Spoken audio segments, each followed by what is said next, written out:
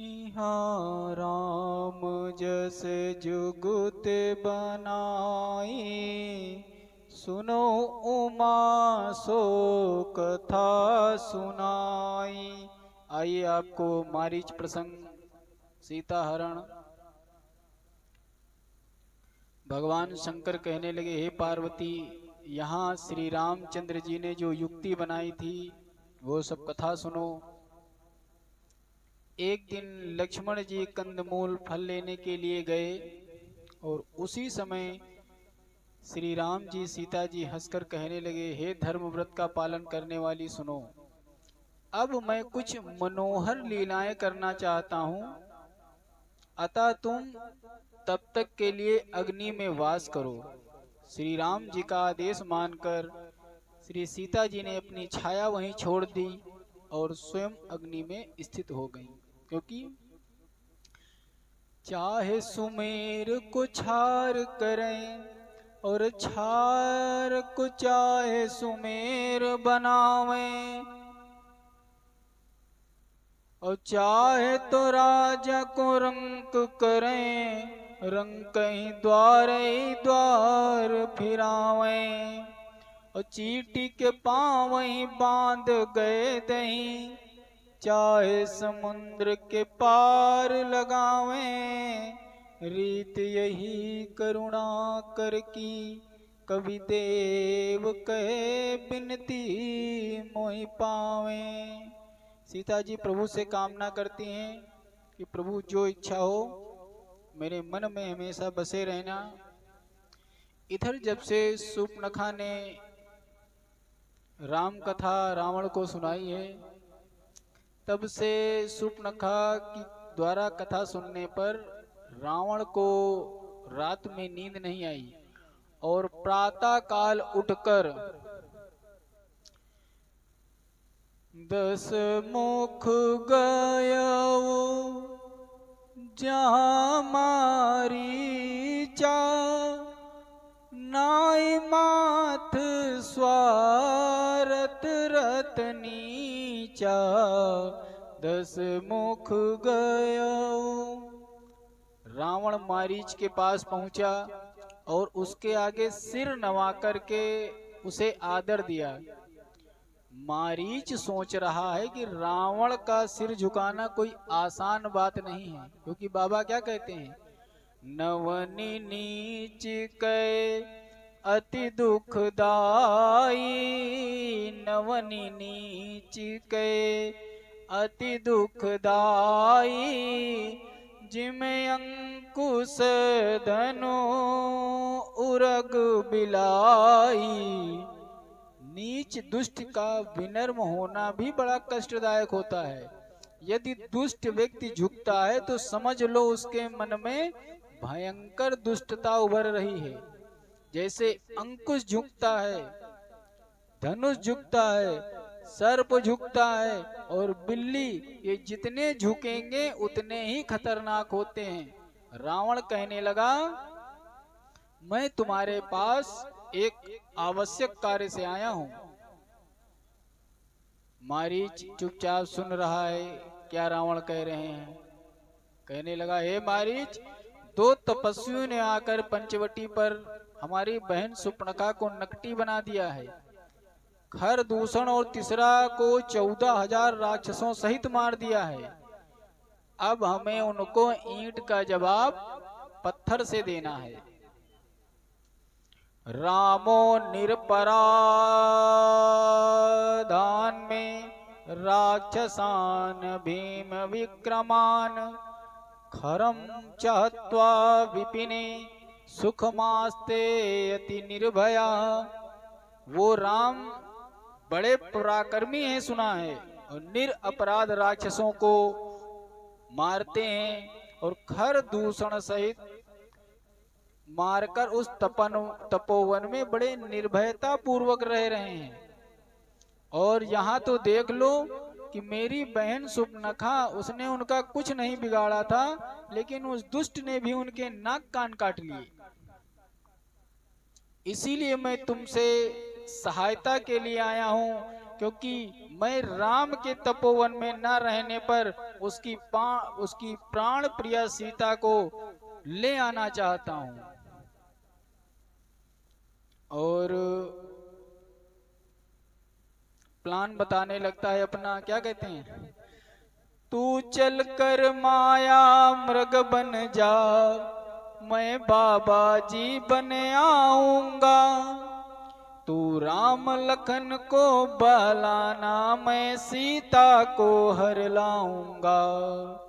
रावण के इस प्रस्ताव को सुनकर मारीच कहने लगा, वो विश्वामित्र यज्ञ वाला अध छुटा प्राण आंखों में है, जिसने 100 योजन फेंक दिया वो राम बाण आंखों में है।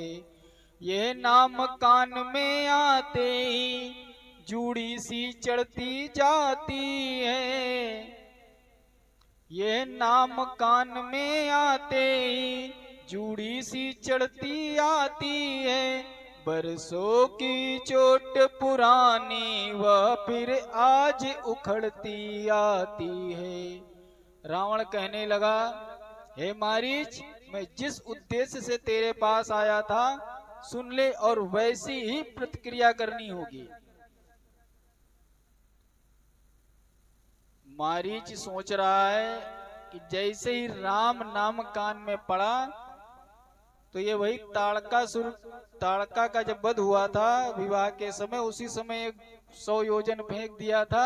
तब से सन्यासी होकर के और जंगल में तपस्वी की भांति ये भजन करता रहता था, सब काम धाम छोड़ दिया था।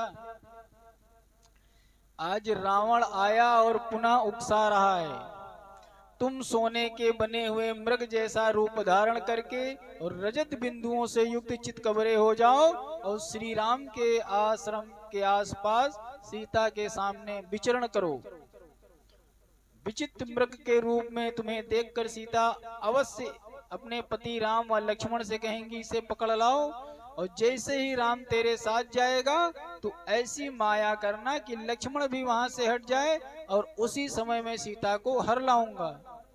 मारीच पुनः कहने लगा, हे राक्षसेंद्र, ये आपको मंत्र किसने दे दिया है? आपकी जैसी मानसिकता वाले 6 प्राणी दुखी रहते हैं। 6 जिनके अंदर गुण होते हैं वो व्यक्ति कभी सुखी नहीं होते हैं। ध्यान से सुनिए, दुखी यानी दुख से बचना है तो इन अवगुणों को दूर करना होगा। बोलिए सियावर रामचंद्र की जय। ईर्षि घृष्णीत्व संतुष्टा, क्रोधो नानित्य संकिता, पर भाग्योपजीवी छा खडेते दुख भागिना। एक सभी से ईर्ष्या करने वाला, मन में जलन रखने वाला व्यक्ति कभी सुखी नहीं हो सकता है। दूसरा, घृणा करने वाला, जो व्यक्ति मन में घृणा करता है वह व्यक्ति कभी सुखी नहीं रह सकता है। सदा असंतुष्ट रहने वाला, सदा क्रोध करने वाला और सदा भ्रम में डूबा रहने वाला और दूसरे के कमाई यानी दूसरे के भाग्य के भरोसे जीने वाला व्यक्ति कभी सुखी नहीं हो सकता। ये प्राणी, ये 6 तरीके के प्राणी सदा दुख भोगते हैं। सुलभा पुरुषा राजन सततम प्रियवादिना, अप्रियस्य च पथस्य वक्ता श्रोता च दुर्लभा।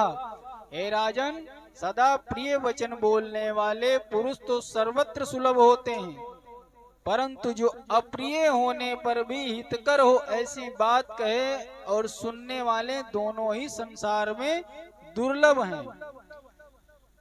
जाऊ भवन कुल कुशल विचारी, सुनत जरा दीनी सी बहुगारी। जैसे ही कहा कि हे राजन, अपने कुल की कुशलता का विचार करके अपने लंकापुरी चले जाओ, जैसे ही रावण ने बात सुनी तैसे कहने लगा, कोई तू हमको कमजोर समझते हो? अरे मारीच, तपस्वी भेष में क्या आ गया? तू हमको प्रवचन दे रहा है? तू हमसे बड़ा ज्ञानी है, हमसे बड़े वेदों का ज्ञाता है, हमको ज्ञान बताने चला है? यदि तू नहीं जाएगा तो तुमको यहीं मार डालूंगा। वो बाद ही मारेंगे। अब महाराज मारीच ने सोचा, यदि मैं वधे प्राप्ते रणे वीर प्रापस्यामि परम पदम यद्वा रामम रणे हत्वा सीतम प्राप्स्यामि निर्भया। हे वीर, मन में सोचने लगा, यदि मैं श्री राम के हाथों मारा जाऊंगा तो हमको मोक्ष मिलेगा, अगर इस दुष्ट के हाथे मारा जाऊंगा तो हमारा जीवन और मृत्यु दोनों खराब हो जाएंगे। तब मारीच हृदय अनुमाना, नवहि विरोधे नहीं कल्याणा। शस्त्री मरमी प्रभु सठ धानी, वैद बंदी कबीस बानस गुनी। तब मारीच ने हृदय में अनुमान किया। शास्त्र कहते हैं इन लोगों से तुरंत कभी तत्काल विरोध नहीं लेना चाहिए। कैसे? शस्त्री जो हाथ में शस्त्र धारण किए हुए हो, मर्मी जो भेद जानने वाला हो, और समर्थ स्वामी यानी अपने बॉस से डायरेक्ट पंगा नहीं लेना चाहिए। और कभी भी मूर्ख से या धनवान से, वैद से, भाट से, यहाँ भाट शब्द आता है। पहले भाट लोग एक राज्य से दूसरे राज्य तक राजाओं की खबरों को गान गाया करते थे। सूचना का विभाग इनके पास होता था। तो समझिए मीडिया से, कवियों से और रसोइया से, यानी शस्त्री से, सैनिक से, मर्मी यानी भेद जानने वाले, जो तुम्हारा कभी मित्र रहा हो, जो तुम्हारे कभी साथ में रहा हो, जो तुम्हारे राज जानता हो, इनसे डायरेक्ट बैर न करो, इनसे बैर नहीं करना चाहिए। समर्थ स्वामी जो जिसकी वजह से तुम्हारी जीविका चल रही हो, जिसकी कृपा तुम्हारे ऊपर हो। और मूर्ख से भी, वो भी कब क्या कर डाले। धनवान से, डॉक्टर से, मीडिया से और कवियों से, राइटरों से, विद्वानों से, और जिसके हाथ का खाना खाते हो, रसोइया से, इन लोगों से बैर करने में कल्याण नहीं होता है। मारीच के समझाने पर भी जब रावण नहीं मारा, नहीं मानता है, और मारीच कहते हैं दुष्ट के हाथ मारे जाने से अच्छा है कि भगवान के हाथ कल्याण हो। अस जिया जानी दसानन संगा, चला राम पद प्रेम अभंगा। तही बन निकट दसानन गयऊ, तब मारीच कपट मृग भयऊ। अति विचित्र कछु बरनि न जाई, कनक देह मणि रचित बनाई। श्री राम के चरणों में प्रीत रखकर रावण के साथ उसी वन में जा करके सुंदर कपट मृग बन गया और विचरने लगा। अति सुंदर मृग को देखकर सीता जी कहने लगी, सत्य संद प्रभु बधि कर एहि, आनहु चरम कहत बेदेहि। सीता मैया ने कहा, हे प्रभु देखो कितना सुंदर हिरन है, इसे पकड़ लाओ। अगर ये पकड़ के ना आए भी तो अगर इसका चर्म भी मिल जाएगा तो कितना सुंदर है। ये वनवास की निशानी के तौर पर इसको हम अयोध्या ले चलेंगे। सीता को लुभाने के लिए विविध धातुओं से विचित्र मनोहर दर्शनीय रूप बनाकर वो निशाचर उस रमणीय वन श्री राम के उस आश्रम को प्रकाशित करता हुआ बार बार चारों तरफ घूमे, उत्तम घासों को खाए। पश्य राम मृग चित्र कानकम रत्न भूषितम, हे राम ये रत्न विभूषित विचित्र सुवर्ण मृग देखिए, इसके शरीर में कैसे अद्भुत बिंदु हैं, तरह तरह। तब श्री राम जी ने कहा बहुत अच्छा, और अपना धनुष उठा लिया। जाते समय लक्ष्मण से कहा तुम प्राण प्रिया सीता जी की यत्न पूर्वक रक्षा करना, वन में बड़े मायावी भयंकर राक्षस बिगड़ रहे हैं, विचर रहे हैं, तुम साध्वी सीता का बहुत सावधान रहकर रक्षा करना। मृग तो ऐसा देखा न कभी, ये कैसा सुगढ़ सलोना है, देखो तो सर से पांव तलक सारा सोना ही सोना है। श्री राम ने लक्ष्मण को समझाया, वन में अनेक राक्षस भेष बदल कर घूमते हैं, कोई गलती नहीं होनी चाहिए। और जैसे ही श्री राम मृग की तरफ बढ़े और श्री राम को आता देखकर मृग भाग निकला। प्रकटत दूरत करत छल भूरी, एहि विधि प्रभु ही गयो लई दूरी। इधर उधर उछल कूद करता हुआ बहुत दूर चला गया। तब तक कि राम कठिन सर मारा, धरनी पर हो करी घोर पुकारा। राम जी ने जब उसको अपने निशाने पर लिया और जब उसको मारा तो वो मरते हुए रावण के द्वारा बताए गए उसी कुटिल काम को करने लगा। सादृश राघव सेव हासीते लक्ष्मणेति चाह, रावण के द्वारा बताए गए उपाय को काम लाने के अवसर आ गया। जैसे ही बाण पड़ा तो उसने श्री राम जी के समान ही स्वर, राम जी की भाषा में ही हा सीते हा लक्ष्मण, हा सीते हा लक्ष्मण करके आवाज लगाया। लक्ष्मण कर प्रथम ही लय नामा, पाछे सुमेर सिमन महुरामा। श्री राम का नाम लेकर पहले नहीं पुकारा, पहले लक्ष्मण का नाम लिया, फिर मन में पीछे से श्री राम का चिंतन किया। मारीच का अंतःकरण प्रेम से राम में भरा हुआ था, उसने तेज चिल्लाया हा लक्ष्मण हा राम, और कहकर जब प्राण त्याग दिए तो भगवान ने उसे परम पद दे दिया। देवता भगवान के ऊपर पुष्पों की वर्षा करने लगे। अब मारीच की आवाज जब सुनी हा लक्ष्मण, तो सुनकर सीता जी कहने लगी देवर देवर जाकर देखो रघुराई तुम्हें टेरते हैं, देवर देवर जाकर देखो रघुराई तुम्हें टेरते हैं, भाई के थके हुए बाजू भाई की बांट हेरते हैं।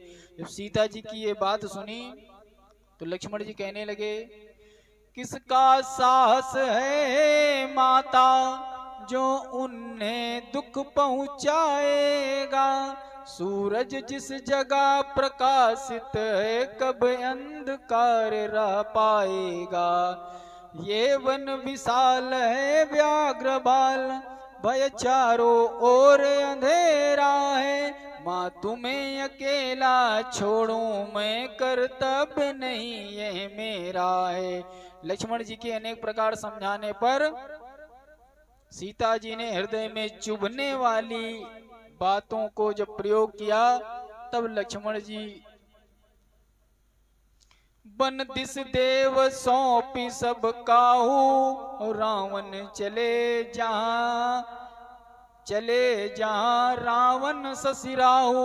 जब सीता जी ने अनेक प्रकार कटु वचनों का प्रयोग किया, जो नहीं सुनने वाले थे उनको सुन के मृत्यु के बराबर कष्ट होता है, तब लक्ष्मण जी ने वन दिशाओं देवताओं को सौंप करके जिधर से आवाज लगाई उधर की ओर चल दिए। और मौका पाकर, यही मौका देख रहा था रावण, भिक्षु का वेश दंड कमंडल लेकर सीता जी के समीप आ गया।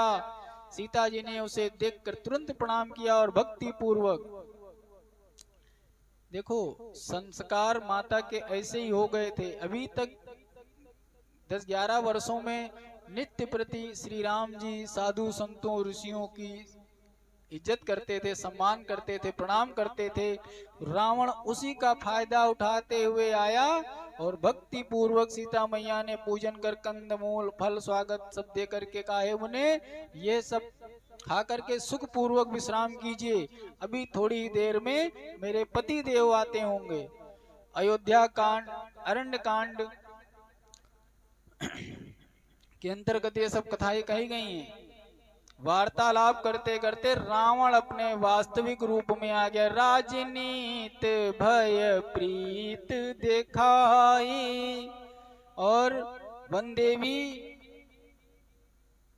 सभी जीव रावण के उस स्वरूप को देखकर भयभीत हो गए।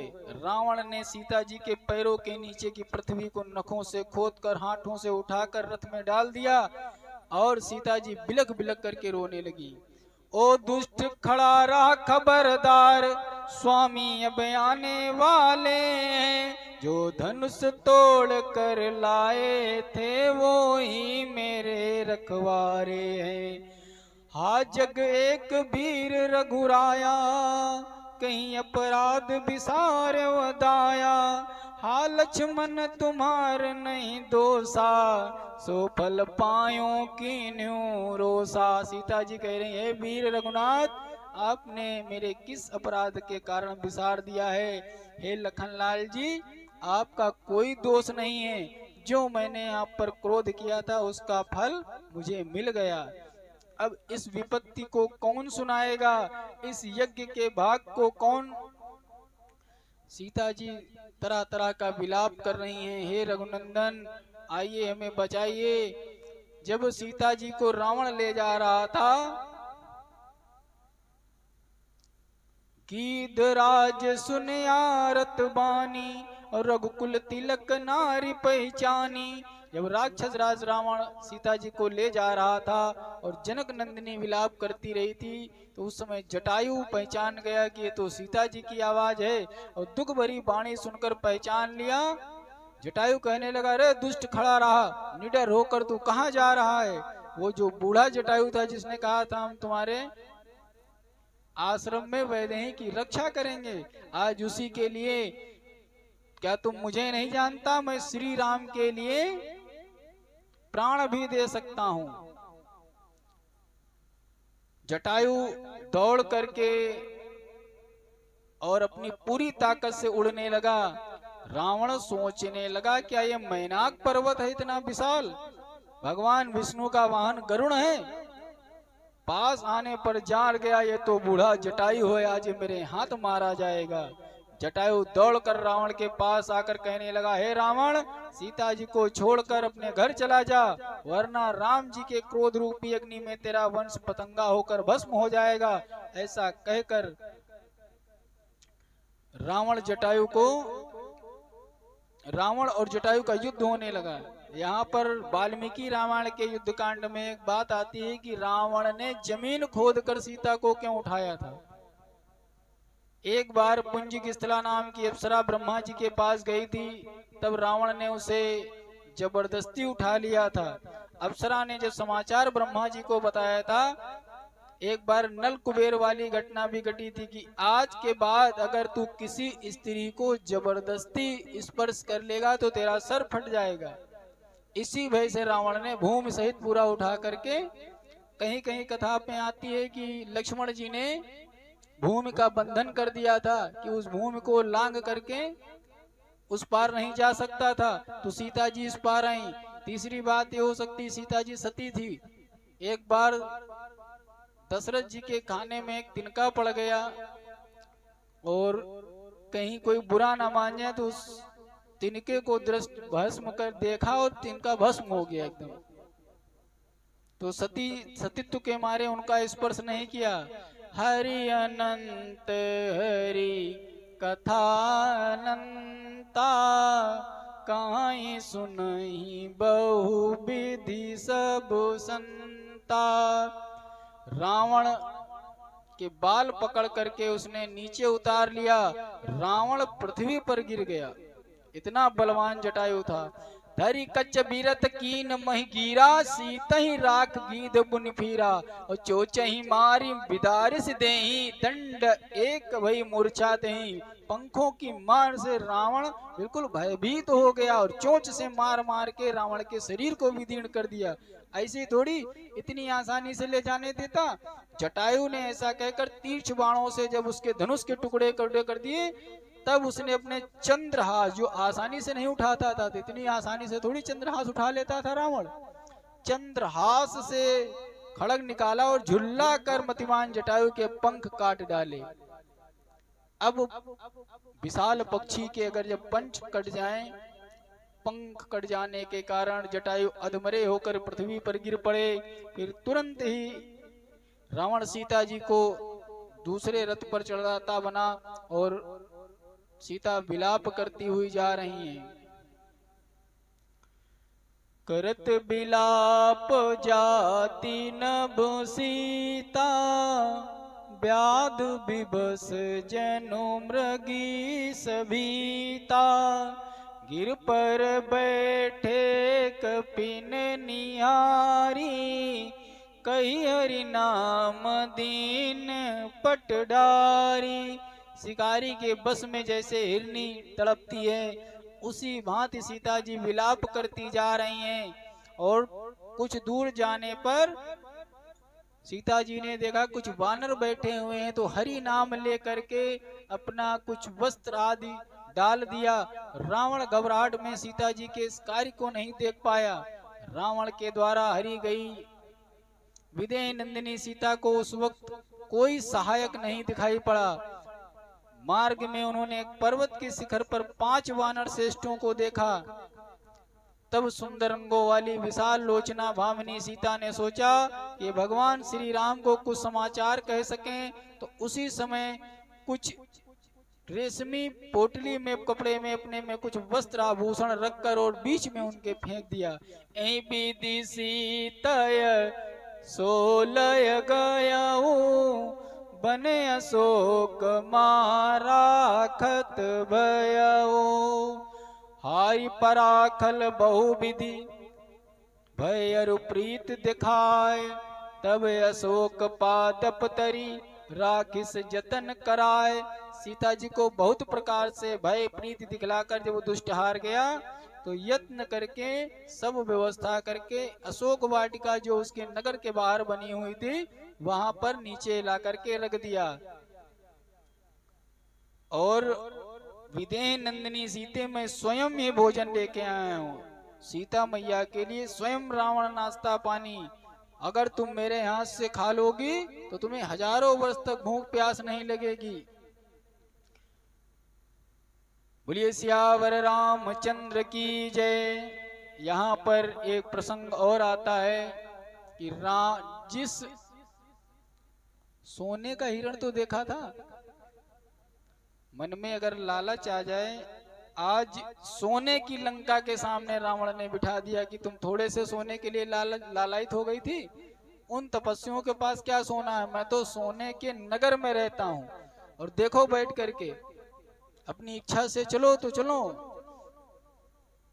सीता जी ने जब मना कर दिया, इधर अशोक वाटिका में सीता जी श्री राम जी कपट मृग के पीछे दौड़ गए थे, उधर लेकर चलते हैं।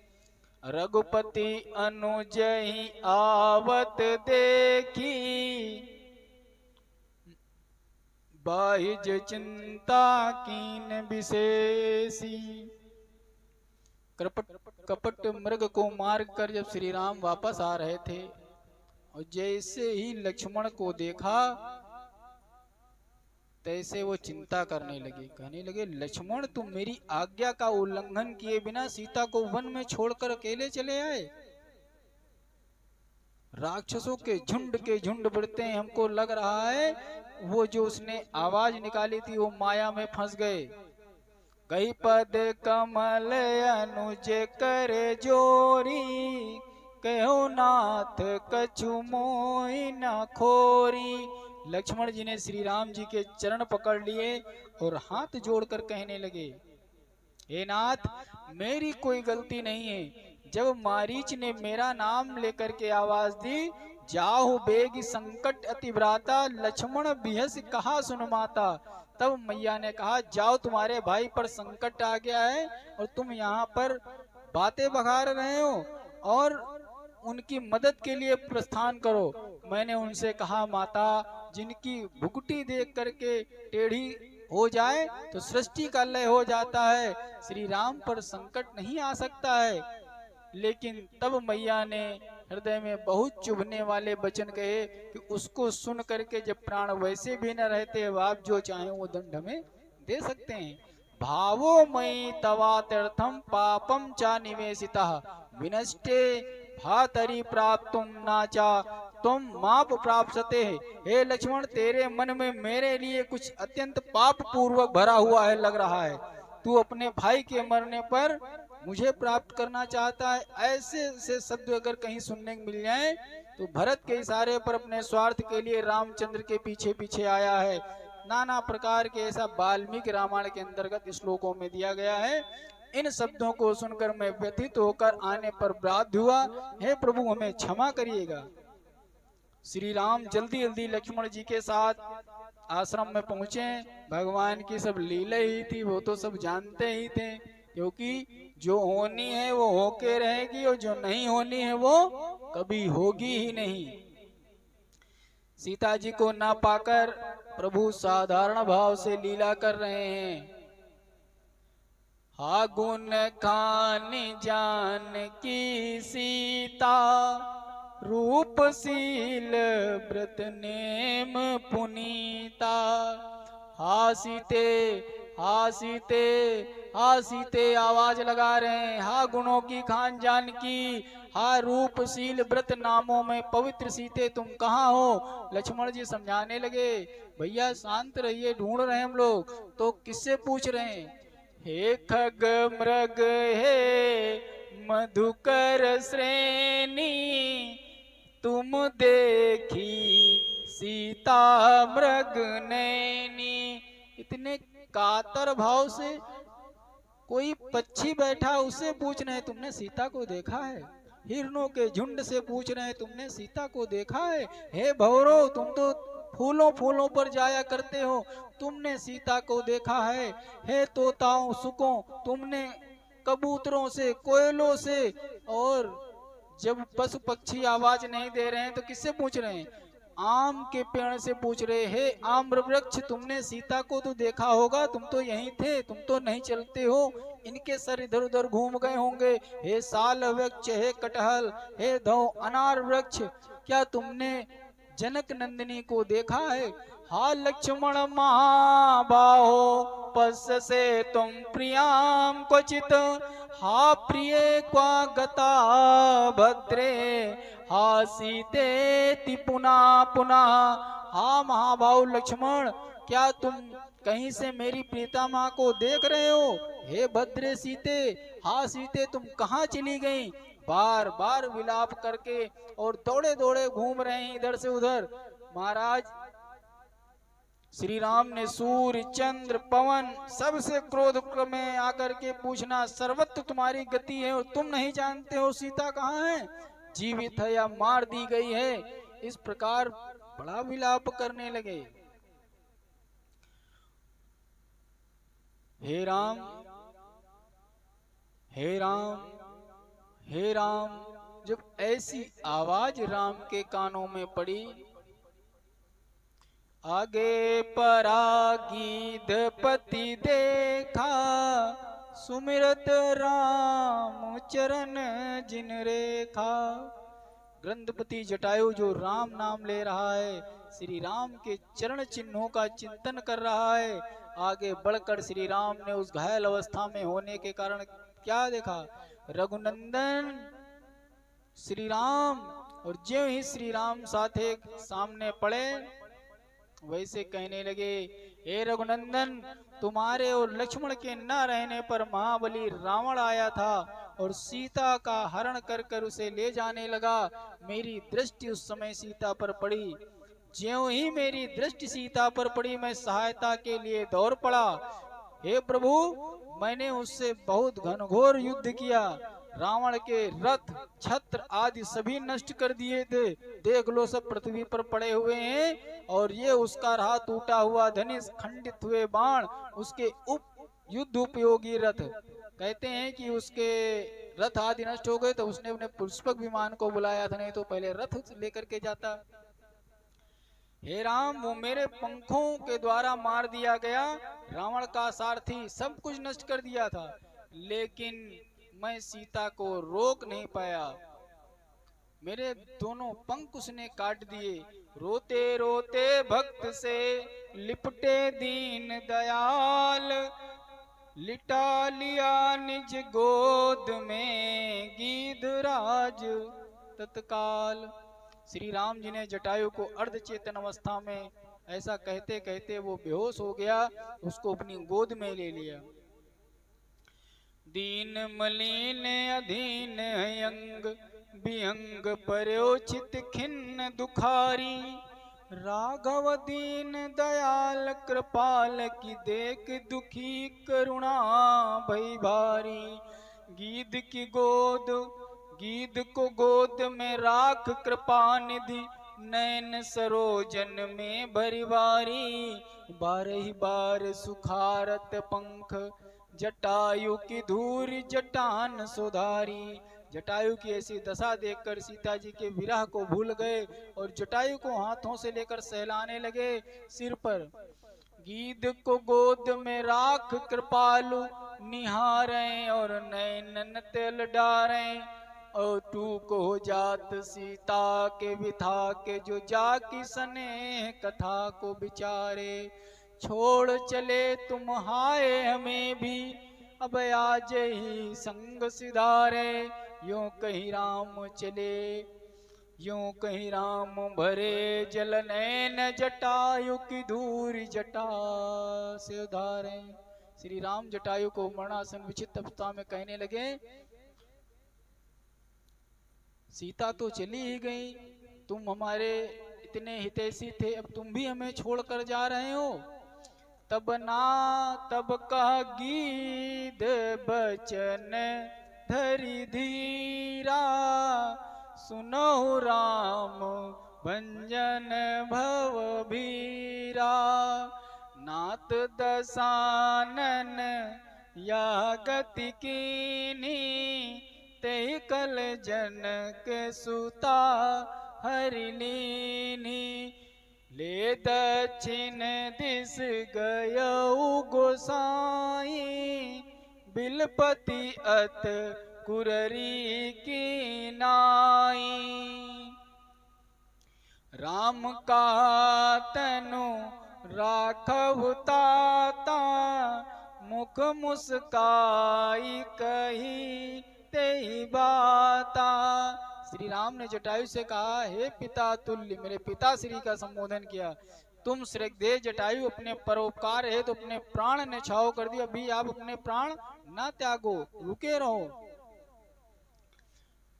बोलो व्यंग बचन रघुबर बली, कहो सुभावपति जय। रघुनाथ जी के वचनों को सुनकर जटायु बोला, हे प्रभु, जिनका नाम लेने से प्राणी मुक्त हो जाता है, आज जिसकी गोद में मैं अपना सर रखा हूँ, जिसका वरद हस्त मेरे सिर पर है, फिर मैं किस कमी को पूरा करने के लिए शरीर न छोड़ूं, आप बताइए।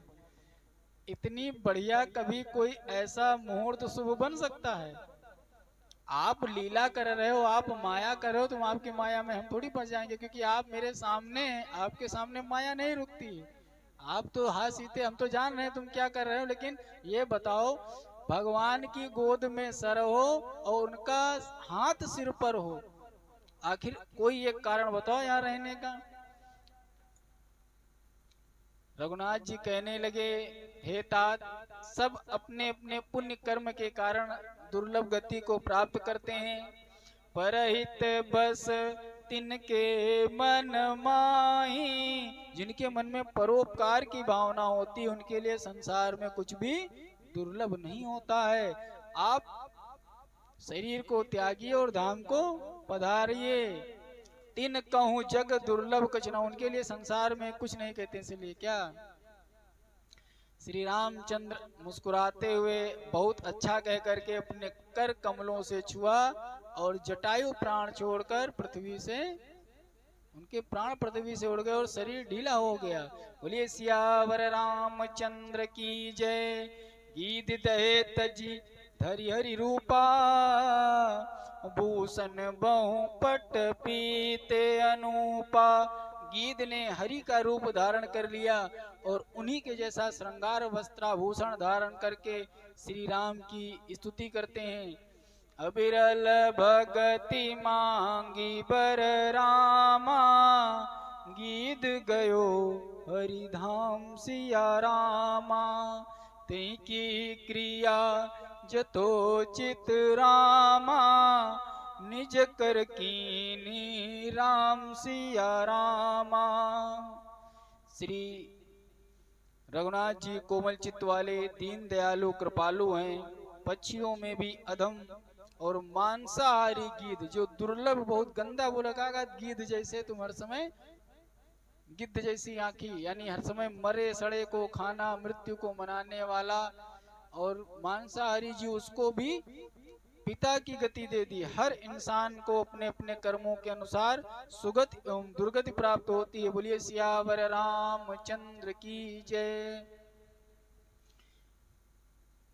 अगर है शौक मिलने का तो हरदम लो लगाता जा, अगर है शौक मिलने का तो हरदम लो लगाता जा, जलाकर खुद नुमाई को भस्म तन पर लगाए जा। कहे मैसूर मस्ताना मैंने दिल में है पहचाना, यही मस्तों का मैं खाना उसी के बीच आता जा, उसी के बीच आता जा। बोलिए सियावर रामचंद्र की जय। विधिवत जटायु का संस्कार आदि करके पुनि सीता खोजत दो भाई, चले बिलोकत बन बहुताई। श्री रामचंद्र जी श्री लक्ष्मण जी सीता जी की खोज करते हुए आगे जा रहे हैं। वन में अनेक सिंह मृग हाथियों के झुंड सब झाड़ियों में रह रहे। आवत पंथ बंद निपाता, तहीं सब कहीं साप के बाता। आगे चल पर कबंध नाम का राक्षस मिला, श्री राम ने उसको मार डाला। कबंध का वृतांत, कबंध कौन था पूर्व जन्म में सुने। पूर्व काल में अपने रूप यौवन के मद में मस्त एक गंधर्व राज था। ब्रह्मा जी की तपस्या कर उसने किसी के ना मारे जाने का वरदान प्राप्त कर लिया और उसी से वो और उन्मत्त हो गया। एक दिन अष्टावक्र मुनि को देखकर हंस दिया।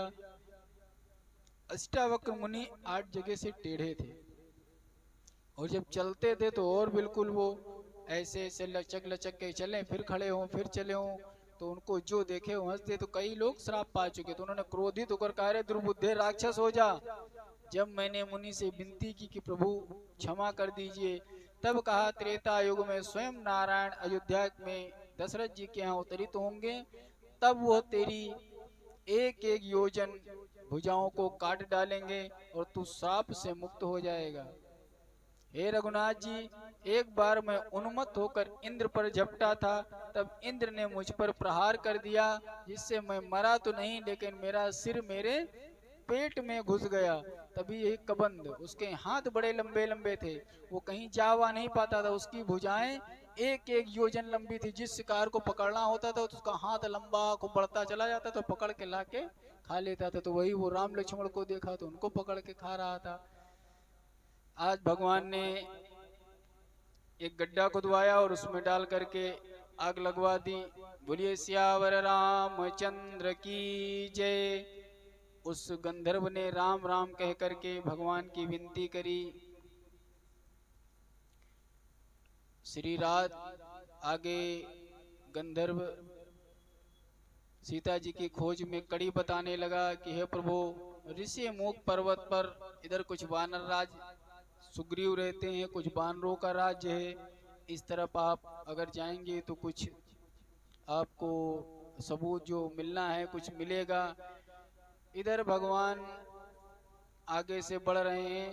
ताहि ते गति राम उदारा, सबरी के आश्रम पगुधारा। कबंध गंधर्व की सुगति देखकर सीता जी की खोज में सहायक सुग्रीव वानर का चिंतन करते करते राम लक्ष्मण आगे जा रहे थे और देखते क्या है कि एक पंपा नामक अति शोभायान सरोवर दिखाई देता है। उसके आसपास अनेक फलदार वृक्ष, बड़े बड़े पीले रंग के विशालकार के बानर आदि सब वहां पर घूम रहे हैं। और उस जगह पर एक सिद्ध सबरी तपस्विनी मैया का आश्रम था। दोनों भाइयों को वो नित्य श्री राम और लक्ष्मण का प्रतीक्षा किया करती थी। और जैसे ही तो श्री राम के आगमन पे जैसे ही सबरी मैया ने देखा कि राम और लक्ष्मण आए हैं, तो ऐसे सबरी मैया क्या करती थी, अपने आश्रम में रोज पुष्प बिछाती थी, रोज सेवा करती थी। अगर कोई जानवर निकल जाए तो गाली देने लगे, डांटने लगे, हटो मेरे प्रभु आएंगे, तुम फूल बिगाड़े दे रहे हो, तुम रास्ता बिगाड़े दे रहे हो। तो सब ऋषि मुनि कह रहे हटो, अलग रास्ते चलो, ये पागल है। तो वो वन से पगडंडी से और अपने आश्रम की कुटिया तक रोज फूल बिछाती थी। ये ऐसा करते हुए एक दो दिन नहीं, सैकड़ों वर्ष बीत गए थे। वो रोज नित्य इस प्रतीक्षा में अपने गुरु के वचन पर कि एक दिन श्री राम यहाँ पर आएंगे जरूर। तो किस दिन आ जाएंगे ये नहीं पता था, इसलिए रोज फूल बिछाती थी। आज जैसे ही दोनों भाइयों को आश्रम पर देखा तो हाथ जोड़कर खड़ी हो गई और उसने श्री राम और लक्ष्मण जी के चरणों में प्रणाम किया। श्री राम के चरण धोकर पुनि सुंदर आसन बैठारे, कंद मूल फल सुरसयति, दिए राम कहुआन, प्रेम सहित प्रभु खाए, बारंबारी बखान। उन्होंने अत्यंत रसीले स्वादिष्ट कंद मूल फल लाकर श्री राम जी को दिए। प्रभु ने बार बार प्रशंसा करके उन्हें प्रेम सहित खाया। फिर सबरी ने अर्धपाद आचमन आदि से विधिवत उनका स्वागत किया। कहने लगी, हे देवेश्वर, आपका दर्शन पाकर मेरी गुरुजनों में उत्तम जो प्रीति थी वो सार्थक हो गई है। मेरे पूज्य गुरु मतंग मुनि ने मुझसे कहा था कि हे सबरी, एक दिन इस आश्रम में श्री राम अवश्य आएंगे। चित्रकूटम त्वयि प्राप्ते विमानैर तुल प्रभे। जब आप चित्रकूट पर्वत पर पधारे थे उसी समय मेरे गुरुजन, जिनकी मैं सदा सेवा किया करती थी, अतुल कांतिमान विमान पर बैठकर यहाँ से दिव्यलोक को चले गए थे। उन धर्मज्ञ महाभाग महर्षियों ने जाते समय मुझसे कहा था, तेरे इस परम पवित्र आश्रम पर श्री रामचंद्र जी पधारेंगे और लक्ष्मण के साथ तेरे अतिथि होंगे। तुम उनका यथावत सत्कार करना और दर्शन करके तू श्रेष्ठ और अच्छे लोगों को चली जाएगी। सबरी हाथ जोड़कर कहने लगी, कही विधि स्तुति कराऊं तुम्हारी, अधम जाति मैं जड़मति भारी। हे प्रभु, मैं अत्यंत मूढ़ बुद्धि हूँ, आपकी स्तुति करना चाहती हूँ, लेकिन हमको स्तुति हो, मैं अधम जाति में जन्मी सबरी क्या जानती हूँ। हे प्रभु, आप ये मेरे मीठे मीठे बेर खाइए।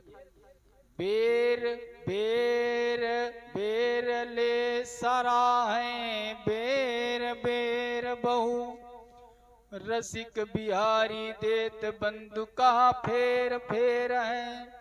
और चाकी चाकी भाके या बहुते महान मीठो, ले तो लखन यो बखानत है रहे रहे। इतने प्रेम भाव में आ गई कि सोचने लगी, बेर जो जानता है वन कोई खट्टा ना हो, प्रभु ये बहुत मीठा है, वो खा ना पाए, दूसरा चक्कर के हाथ में पकड़ाए। बेर बेर देवे बेर सबरी सुबेर बेर, तो रघुबीर बेर बेर ती टेर टेर है। बेर लई लाबो बेर जनी लाभो बेर बेर जनी लाभो बेर बेर जनी लाभो बेर लाभो कहें बेर। राम रसायन जी लिखते हैं बहुत अच्छी। अधम ते अधम, ये प्रभु शास्त्रों में क्या कहा गया है?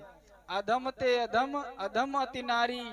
शास्त्रों में हम नारियों की निंदा करी गई है। और तिनमा मैं मंदमती अघारी, एक तो मैं जाति से नारी, दूसरी बात मैं पढ़ी लिखी नहीं हूँ, मूर्ख हूँ। कह रघुपति सुन भामिनी माता, मानो एक भगत करनाता। मैं अधम से अधम हूँ, हे पापनाशक मैं मंद बुद्धि हूँ। रघुनाथ जी ने कहा, हे मैया, हे भामिनी सुनो, मैं तो केवल एक भक्ति का ही संबंध मानता हूँ, दूसरा कोई संबंध हमसे जुड़ ही नहीं सकता है। सबरी कहने लगी, हे प्रभु आज गुरु जी का वचन सत्य हो गया। हे रघुकुल श्रेष्ठ, इस आश्रम में पहले मेरे गुरु महर्षि मतंग रहा करते थे। मैं यहाँ हजारों वर्षों से रह रही हूँ। वे महर्षि ब्रह्मलोक को चले गए हैं। तब उन्होंने हमसे कहा था कि लेकर तुमको भी चल सकता हूँ, लेकिन तेरे से काम है, तुमको भगवान दर्शन देंगे, तू यहीं उनकी प्रतीक्षा करना। श्री रामचंद्र जी कहने लगे, मैं भक्तों के अधीन हूँ हे भामिनी, जाति कुल धर्म धन बल परिजन गुणों और चतुराई श्रेष्ठ से कुछ भी हो, अगर वह व्यक्ति भक्ति से हीन है तो वो मुझे नहीं प्राप्त कर सकता है। बोलिए सियावर रामचंद्र की जय। नवदा भगति कावो तो ही पाई, सावधान सुन धरु मन माई। प्रथम भगति संतन कर संगा, दूसर रति मम कथा प्रसंगा। गुरुपद पंकज सेवा रामा, तीसर भगति अमान सिया रामा। चौथी भगति मम गुण गण रामा, करई कपट तजी गान सिया रामा। मंत्र जाप मम दृढ़ विश्वासा, पंचम भजन जो वेद प्रकाशा। छठ दम शील बिरति बहुकर्मा, निरत निरंतर सज्जन धर्मा। सातों सम मोहि मय जग देखा, मोते संत अधिक करि लेखा। आठों जथा लाभ संतोषा, सपने नहीं देखई पर दोषा। नवम सरल सब सन छलहीना, मम भरोस हिया हरस नदीना। श्रवणं कीर्तनं विष्णु, स्मरणं पाद सेवनम्, अर्चनं वंदनं दास्यं, सख्यमात्मनिवेदनम्।